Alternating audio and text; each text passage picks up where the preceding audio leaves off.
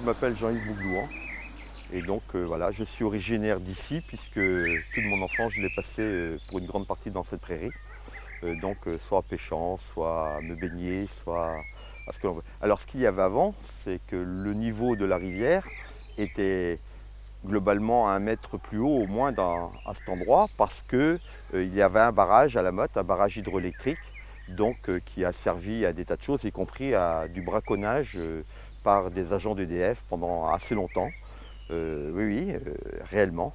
Nous sommes ici sur le bord de l'Élé, sur un lieu qui s'appelle donc Pimpic, et à l'aval donc des roches Pimpic, sur une prairie qui auparavant était une très grande prairie, sans doute même la plus grande prairie qu'il y avait sur le bas de la vallée.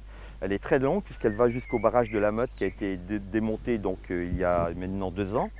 Et cette prairie-là, c'était une prairie à foin qui était exploitée donc par un monsieur Daniel Job, en fait, et qui habitait le village de Carmec au-dessus, le village où il y avait 3 fermes. Tout le long de cette prairie, le petit ruisseau qui descend au pied des roches Pimpic, là, qui n'a jamais eu de truite auparavant, jamais. Auparavant, au moment de la période du foin, le ruisseau était barré et il y avait une petite rigole qui coulait tout le long du talus que l'on voit sur la partie amont de la prairie et qui irriguait, en fait, c'est une forme d'irrigation et de cultures qui sont liées à la fin du XIXe siècle. Je crois que c'était, dans la région, c'était très fréquent d'avoir ce type de prairies à foin couvertes d'eau et dans lesquelles on ne pouvait pas pénétrer à partir du 1er mai. À partir du 1er mai, il était hors de question, même un pêcheur, de pénétrer sur de telles prairies. Les propriétaires étaient, de ces prairies à foin étaient extrêmement vigilants. Et on avait le droit de se faire drôlement enguirlander si on s'y trouvait. Parce que le foin, c'était le seul endroit en fait, où on faisait du foin, c'était du foin de fond de vallée. Et c'était le seul endroit et ils n'en avaient certainement pas autant qu'ils en voulaient. Et c'était le respect de leur travail aussi en même temps. Ce foin était coupé, les prairies étaient entretenues jusqu'au bord, étaient coupées. Quoiqu'ici, il y avait, moi j'ai connu plusieurs saules et des aulnes aussi sur une partie basse, qu'il n'y a plus maintenant. Mais autrement, c'était coupé, c'était ratissé. Même à l'automne, j'ai vu balayer la prairie pour enlever les feuilles de façon qu'il y ait une repousse d'herbe meilleure par la suite. Et les feuilles qui étaient enlevées servaient aussi en même temps de litière dans les étables pour les vaches. Et tout cela revenait après, dans les champs, c'était le mode d'agriculture du temps des chevaux en fait. Alors ici, la prairie aujourd'hui, elle a été rachetée par la commune de Tréméven dans un premier temps, et puis elle est devenue un lieu public, où chacun peut venir. Il est dommage que parfois quelques pêcheurs se permettent de descendre jusqu'ici avec une voiture. C'est un peu dommage. Et je pense qu'il faudrait fermer le chemin au niveau de Carmec pour que les voitures n'y descendent pas, quoi.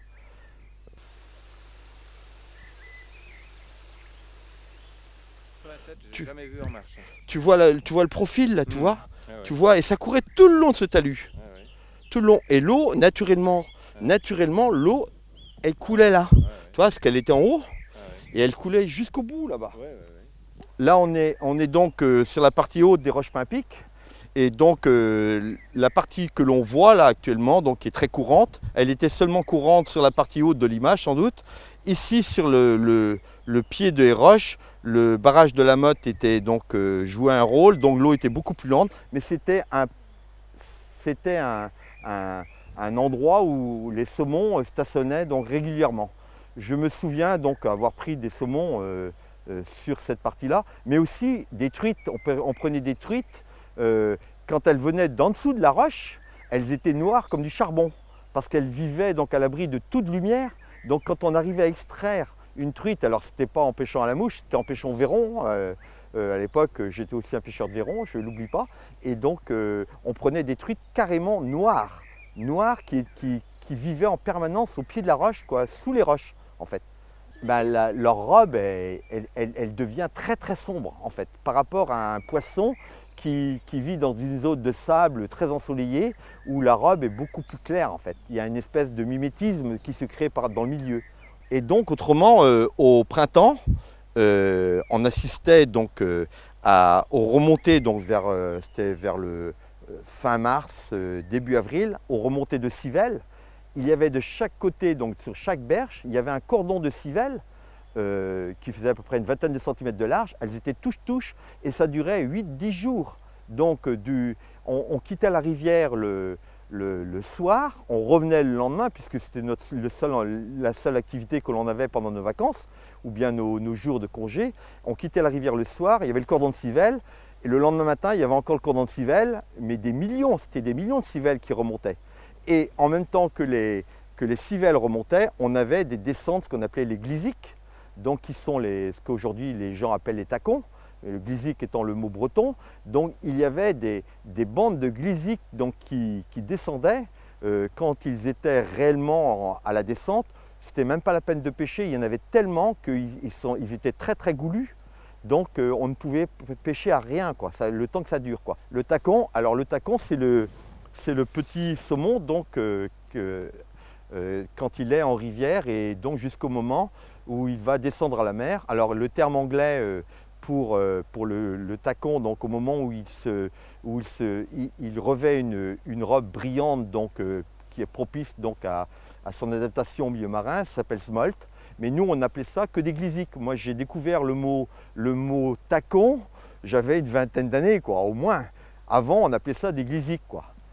C'est tout. Et comme les gaffes, puisque à l'époque, quand on attrapait un saumon, on le gaffait, on n'utilisait pas le terme gaffe, on utilisait le terme breton, le basse-croque, et on avait même transformé basse-croque en un mot français, on basse-croquet.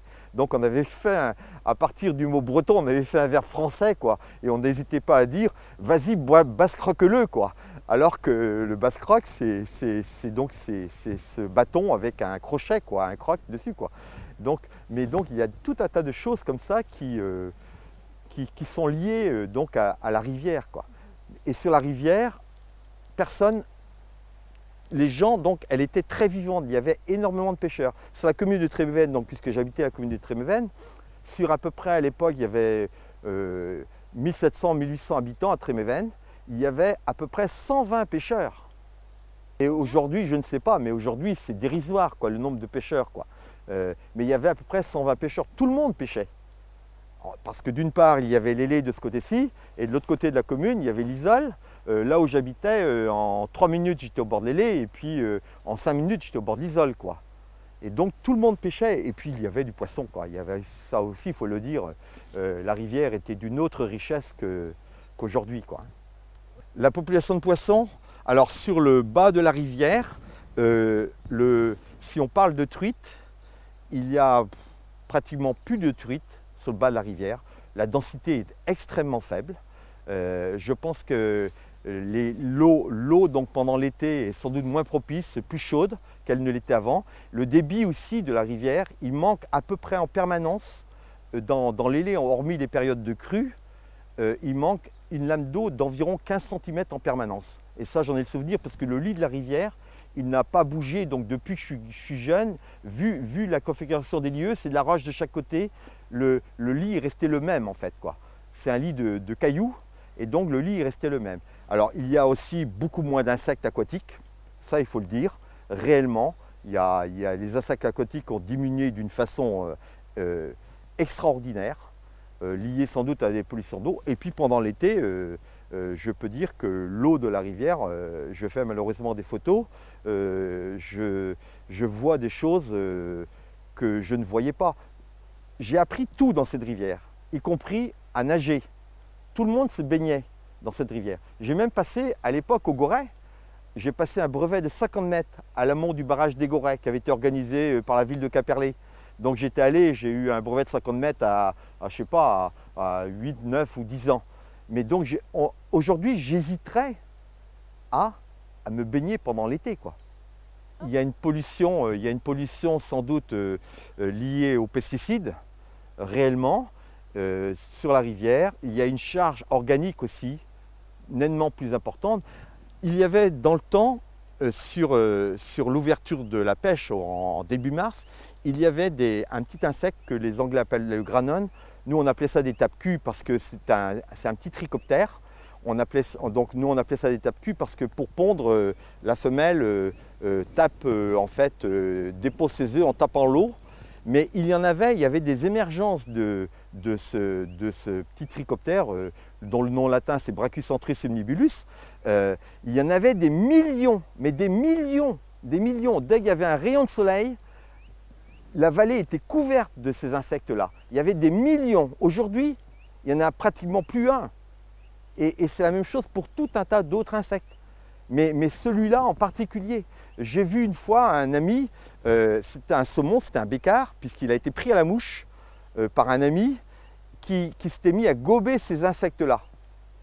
Un bécard qui descendait, c'était au-dessus de sa prairie à Roger Stéphane, donc en dessous du Fourdaine.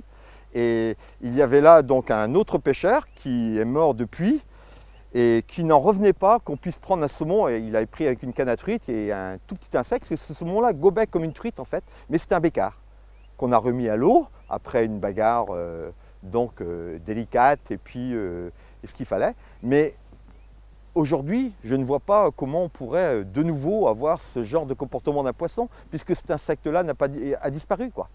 À l'amont des moulins, sur les parties landes, il y avait des quantités de crapauds qui venaient pondre. Il y avait donc des grosses femelles et puis donc des mâles, des fois, donc ils étaient l'un sur l'autre. Mais tu avais par la suite des têtards de crapauds, en fait, qui étaient le long des berges. Et les truites venaient se nourrir sur ces têtards-là, réellement. Donc le matin de bonne heure, elles étaient souvent sur les bordures comme ça. Tu vois, parce que quand les premiers pêcheurs passaient, donc tout le monde les faisait fuir. Mais le matin de bonne heure, très souvent, elles étaient à se nourrir sur les tout petits têtards là, de crapauds. Puis par la suite, quand on marchait donc, dans les bois, il y avait tout un tas de jeunes crapauds qui étaient donc sur les chemins. Mais il y en avait des milliers, quoi, des milliers. Chose qu'on ne voit plus aujourd'hui sur le bas de l'Élé. Donc il y a réellement le milieu, il a à mon avis extrêmement évolué en s'appauvrissant en fait. Comme dit la mon Piaf Edith. Hey! Oxygène, SOS oxygène, here I am. Saved our soul. Oxygène, SOS oxygène. Oxygène. OXYGEN, oxygène. OXYGEN, oxygène. Allô Claire, ici Jean Pollution. Il faut que je me foute au vert, t'as pas une destination. Je veux m'en aller vers des contrées sauvages, surfer dans les vagues et courir nu sur les plages. M'extirper de ce trafic frénétique, pathétique, chaotique et toxique. Frénétique, pathétique, chaotique et toxique. Oxygène, SOS oxygène, here I am. Oxygène. Oxygène, SOS oxygène, here I am. Oxygène. On va danser sur un air pollué. Respire. Où il y a de la gêne, y a pas de plaisir. On va danser sur un air pollué. Atmosphère. Mais qui va laver l'air? Mais qui va laver l'air? Mais qui va laver? Mais qui va laver l'air? Avec un viva la baver. Mais qui va laver l'air? Mais qui va laver? Mais qui va laver l'air? Avec un viva la baver.